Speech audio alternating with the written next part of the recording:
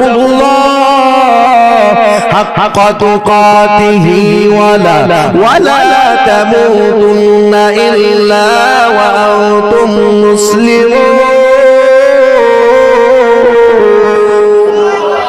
আমার আল্লাহ তাআলা রাখতে বলেন ইয়া আইয়ুহাল্লাযীনা আমানু তাকুল্লাহ, হে বান্দা বান্দিদের দল, আমি আল্লাহকে ভয় করো। কতটুকু করবা জানো গো? হাক্কা তুকাতিহি, ভয়ের মতো ভয় আমি আল্লাহকে করো। ওই সাহাবায়ে কেরাম যেমন ভাবে আল্লাহকে ভয় করেছে, সাহাবায়ে কেরাম দুনিয়াতে জীবিত অবস্থায় জান্নাতের টিকিট পাইছে, ঠিক কিনা? জোরে বলেন। 10 জন সাহাবী দুনিয়াতে জীবিত অবস্থায় জান্নাতের টিকিট পাইছে, তারপরে তাদের অন্তর থেকে আল্লাহর ভয় সরে নাই, ঠিক কিনা? জোরে বলেন। কেমন ভয়, আল্লাহর ভয় কেমন তাদের দিলের মধ্যে ছিল। হযরত আবু বকর ফুফাইয়া কান্না করে সারা রাত কান্নায় কাটা দেন। সাহাবায়ে কেরাম ডাক দিয়ে বলেন আমিনুল মুমিনিন, আপনি কেন এত পরিমাণ কান্না করেন বুঝলাম না। হযরত আবু বকর ডাক দিয়ে বলেন আমি আমার নিজের জন্য কান্না করি না, বাবার জন্য কান্না করি না, মার জন্য কান্না করি না, আমি আবু বকর কান্না করি আমি আমার জীবনের হিসাবের বইয়ে, আমি আমার মালিকের সামনে দাঁড়াইয়া কি হিসাব দিব। ওই ময়দানে তো আমার ডানে কেউ থাকবে না, আমার বামে কেউ থাকবে না, আমি আবু বকর কেমন হিসাব দিব? আবু বকর পয়গম্বর বলেন আমি নবী যখন জান্নাতে ঢুকবো আমার ডাক বাজে থাকবে হযরত আবু বকর, সুবহানাল্লাহ। কোন আবু বকর? পয়গম্বর বলেন কাল কিয়ামতের ময়দানে আমার আবু বকর যখন জান্নাতে ঢুকবে, জান্নাতের সমস্ত দরজাগুলো আবু বকরকে আহ্বান করবে। আল্লাহু আকবার। কোন আবু বকর? নবী আমার ডাক দিয়ে বলেন আমার উম্মতের মধ্যে শ্রেষ্ঠ উম্মতের নাম হলো হযরত আবু বকর, সুবহানাল্লাহ। কোন আবু বকর? পয়গম্বর বলেন আমার সমস্ত উম্মতের আমলনামা এক পাল্লায় রাখা হবে, আর আমার আবু বকরের আমলনামায় যদি অন্য পাল্লায় রাখা আমার আবু বকরের আমলের পাল্লাটাই ভারী হয়ে যাবে, সুবহানাল্লাহ। কোন আবু বকর? যুবক ভাই বৃদ্ধ বাজার, পয়গম্বর বলেন কাল কিয়ামতের ময়দানে আমার আল্লাহ সমস্ত জান্নাতীদের সাথে আমভাবে সাক্ষাৎ দিবেন, কিন্তু একজন সাহাবী আছে যার সাথে আল্লাহ আমভাবে সাক্ষাৎ দিবে না, যার সাথে আল্লাহ বিশেষভাবে খাসভাবে সাক্ষাৎ দিবেন, ওই সাহাবীর নাম হলো হযরত আবু বকর, সুবহানাল্লাহ। এই যুবক ভাই বৃদ্ধ বাজার, এত মর্তবা হওয়ার পরেও তাদের অন্তর থেকে আল্লাহর ভয় সরে নাই, ঠিক কিনা? আজকে ওয়াজ মাহফিল হয়, এই ওয়াজ মাহফিলে বসবো সেই তৌফিকটা আমাদের হয় না, ঠিক কিনা? কিন্তু সাহাবায়ে কেরামের দিলের মধ্যে কেমন ভয় ছিল। ওমরের দেদারা কোন ওমর? যে ওমর দুনিয়াতে টাকা অবস্থা আল্লাহ জান্নাতে টিকিট পাইছে, ওমরের দিলে আল্লাহর কেমন বড় ভয়। ঈদের দিন সবাই আনন্দ করে, হযরত ওমর কান্না করে।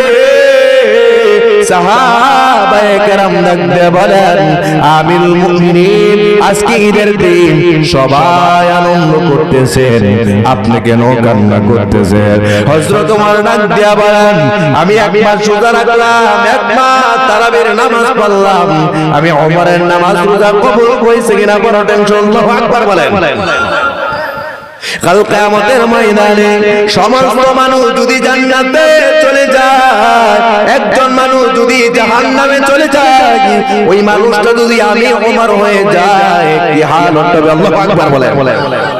কোন ওমর মায়ার নবী বলেন যে ওমরের জন্য আল্লাহ জান্নাতে ভিআইপি ভাবে একটা প্রাসাদ তৈরি করেছেন সুবহানাল্লাহ। কোন ওমর পয়গম্বর বলেন যে ওমর আমার বাম পাশে দাইকা আল্লাহ জান্নাতে ঢুকবে সুবহানাল্লাহ। এই যুবক ভাই বিদ্যাবান এত মর্তবা হওয়ার পরেও আল্লাহর ভয়ে কোনদিন চোখের পানি বন্ধ হয় নাই, ঠিক কি না? আরে ইমানদার যারা হয় ওই সাহাবায়ে কেরামের মধ্যে জীবনের ভয় ছিল না, সাহাবায়ে কেরামের মধ্যে যৌবনের ভয় ছিল না, সাহাবায়ে কেরামের মধ্যে দুনিয়ার গাড়ি বাড়ির মায়া ছিল না, সাহাবায়ে কেরামের মধ্যে একমাত্র ঈমানের মায়া ছিল, ঠিক কি না? জোরে বলেন ঠিক কি না? কেমন ঈমানের মায়া তাদের মধ্যে ছিল? আমাদের মধ্যে দুনিয়ার মায়া, গাড়ির মায়া, বাড়ির মায়া, নারীর মায়া, জীবনের মায়া, যৌবনের মায়া। ওই সাহাবায়ে কেরামের মধ্যে থাকা হযরত বেলাল, কালো বেলাল, হাফসের গোলাম হযরত বেলালের ঈমানের হালত লাগে মঞ্জিরে বাজার। ওই বেলাল ছিল উমাইয়া বিন খালদের গোলাম। কোন উমাইয়া?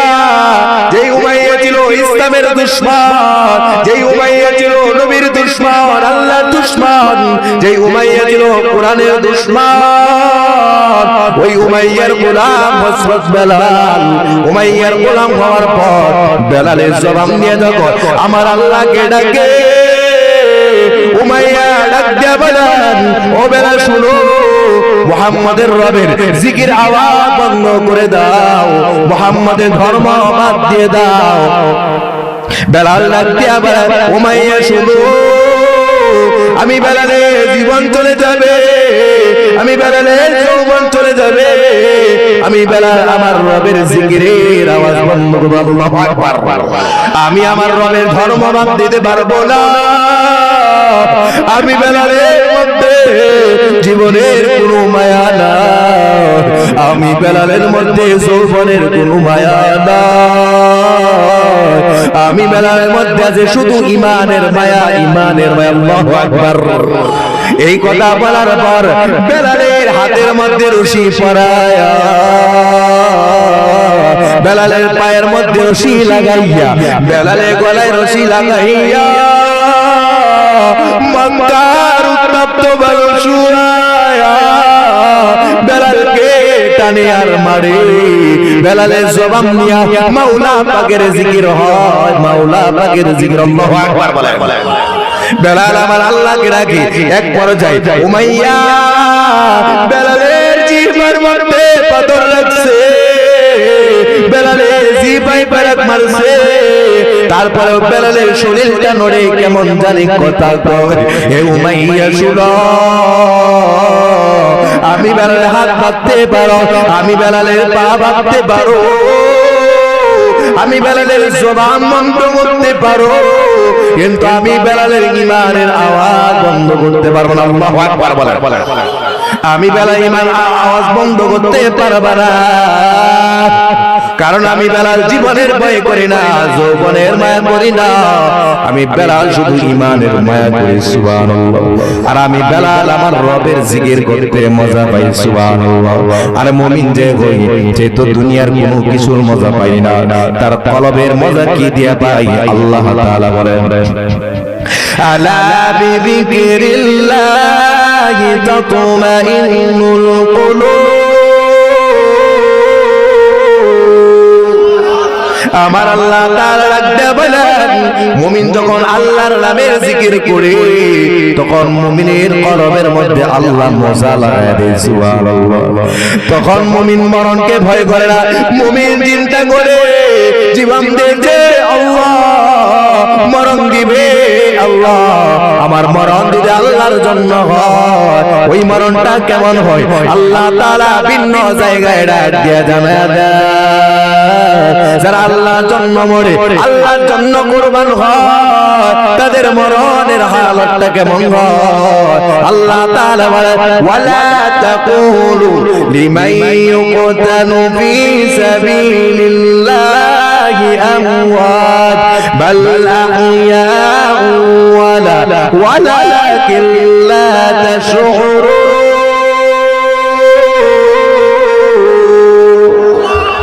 কার কথা? আল্লাহ তাআলা ডাক দেয়া জানা যারা আল্লাহর জন্য কুরবান হয়, আল্লাহর জন্য শহীদ হয়, আল্লাহ তাআলা ওই মানুষগুলো মরে না, ওই মানুষগুলো প্রকৃতপক্ষে জীবিত। সুবহানাল্লাহ, তারা তো জীবিত, এটা দুনিয়ার কোন মানুষ বুঝার ক্ষমতা নাই। সুবহানাল্লাহ। এই জন্য আল্লাহ তাআলা বলেন, যেই বান্দার কলবের মধ্যে আল্লাহর ভয় থাকবে গো, আমি আল্লাহ ওই মুত্তাকি বান্দা বান্দীকে আমার জমিনে সম্মান দান করব। সুবহানাল্লাহ, সম্মানিত বানাইব। আরে দুনিয়া ওয়ালারা মনে করে চেহারা যার সুন্দর মানুষ তারে সম্মান করে, ঠিক কি না? দুনিয়াতে টাকা যার বেশি মানুষ তারে সম্মান করে, দুনিয়াতে ক্ষমতা যার বেশি দুনিয়া ওয়ালারা তারে সম্মান করে বেশি। আল্লাহ তাআলা হে মুমিন, আমি আল্লাহর কাছে টাকা দিয়া সম্মানিত হতে পারবা না, আমি আল্লাহর কাছে ক্ষমতা দিয়া সম্মানিত হতে পারবা না, আমি আল্লাহর কাছে চেহারা দিয়া সম্মানিত হতে পারবা না, আমি আল্লাহর কাছে সম্মানিত কারা? আল্লাহ তাআলা ডাক দেয়া জানা দেয়, ইন্না আকরামাকুম ইনদাল্লাহি আতকাকুম ইন্নাল্লাহা আলীমুন খাবীর। আর আল্লাহু আকবার। আমার আল্লাহ তাআলা রাখতে জানেন, এই দুনিয়াতে সম্মানিত তারা যাদের কলবের মধ্যে ভয় আছে। কার? আল্লাহ। আল্লাহ বলে মুত্তাকি যারা হয় তারাই আমার জমিনে সম্মানিত হয়। কেমন সম্মানিত হয়?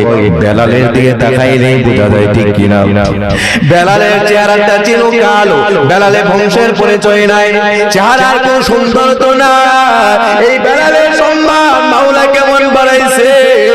এই যুবক, এই বৃদ্ধ, দিলে গান দিয়ে শোনা, তিনটা মর্তবার কথা আপনাদেরকে শোনাইব। মায়ার নবী ডাকতে বলে, আমার বেলালকে আল্লাহ বিভিন্ন ভাবে সম্মানিত করেছে। একটা সম্মানের কথা শুনে মায়ার নবী বলে, আমি যখন মেরাজে জান্নাত ভ্রমণ করলাম, ওই জান্নাতে কেমন জানে একজন মানুষের পায়ের আওয়াজ শোনা যায়। আল্লাহু আকবার বলে। নবী আমার জিবরাইলকে ডাকতে বলেন, ও জিবরাইল, এই মেরাজে এই জান্নাতে আমি নবী ছাড়া আরো কেউ আসেনি। জিবরাইল ডাকতে বলে, পয়গম্বর, না না, ইতিপূর্বে কেউ আসে নাই, ভবিষ্যতেও কেউ আসবে না, আপনি নবী প্রথম আসলেন। তাহলে আমি কার পায়ের আওয়াজ জান্নাতের মধ্যে শুনতে পাই? কোন নবীর পায়ের আওয়াজ শোনা যায়? জিবরাইল ডাকতে, ও পয়গম্বর, এই পায়ের আওয়াজ অন্য কোন নবীর নয়, এই পায়ের আওয়াজ আপনার কালো সাহাবী বেলালের আওয়াজ। নবী আমার ডাক দিয়া বলে, আমার বেলাল দুনিয়ার জমিনে তার পায়ের আওয়াজ জান্নাতে। সুবহানাল্লাহ। এই মর্তবা দিয়েছেন কি? শুধু তাই নয়, তাই নয়, আরেকটা মর্তবার কথা আপনাদেরকে শোনাই। মক্কা বিজয় হয়েছে, নবীর মনে সবচেয়ে বেশি আনন্দ। সুবহানাল্লাহ। এই মক্কার মানুষ আমার নবীকে এত পরিমাণ নির্যাতন করেছে, নবীর রক্ত মুবারক পায়ের তালার সাথে জুতা মুবারকের মধ্যে আঠা লাগা যাইতো। নবী আমার আল্লাহর কাছে দোয়া করতেন, হে আল্লাহ, আমার মরার আগে তুমি মক্কার বিজয়টা দেখাও। সুবহানাল্লাহ। মক্কা বিজয় হয়েছে, এই বিজয়ের আযান কে দিবে? আল্লাহু আকবার বলে। বিজয়ের আযান কে দিবে? হযরত আবু বকর দিবে, হযরত উমর দিবে, হযরত আলী দিবে, হযরত উসমান দিবেন। সবাই সবাই নিয়ে ব্যস্ত, কিন্তু না না, এই বিজয়ের আযান কে দিবেন? এটার সিদ্ধান্ত নবী আমার দিবে না, এটার সিদ্ধান্ত স্বয়ং আমার আল্লাহ দিবে। সুবহানাল্লাহ। এই বিজয়ের আযান কে দিবে? এটার সিদ্ধান্ত নবী আমার দিতে পারবে না, দিবেও না। আমার আল্লাহ জিবরাইলের মাধ্যমে ওহী পাঠিয়ে দিলেন, ও জিবরাইল, যাও যাও, আমার বন্ধুকে জানায়া দাও এই মক্কার বিজয় ধ্বনির আযান একমাত্র আমার কালো বেলালের কণ্ঠেই হবে। জোরে বলেন সুবহানাল্লাহ। বেলালের কণ্ঠে বিজয়ের আযান হবে। শুধু তাই নয়, নবী আমার সাহাবায়ে কেরামকে নিয়ে জান্নাতের আলোচনা করতেছেন। এক পর্যায়ে নবী আমার ডাক দিয়ে বলেন, ও সাহাবায়ে কেরাম, তোমরা সবাই জানো আমি